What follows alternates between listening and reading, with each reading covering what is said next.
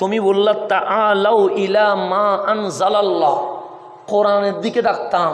তো কোরআনে তো আমার আবু বকরও গেছে, আব্দুল্লাহ ইবনে উবাইও গেছে, ফারুকে আজমও গেছে, আব্দুল্লাহ ইবনে জুলখায়সারাও গেছে, আমার ওসমানও গেছে, উসমানের হত্যাকারী কাতেলে উসমানও গেছে, আমার আলীও গেছে, খারেজিও। তখন হক বাতিল পার্থক্য করবেন কেমনে?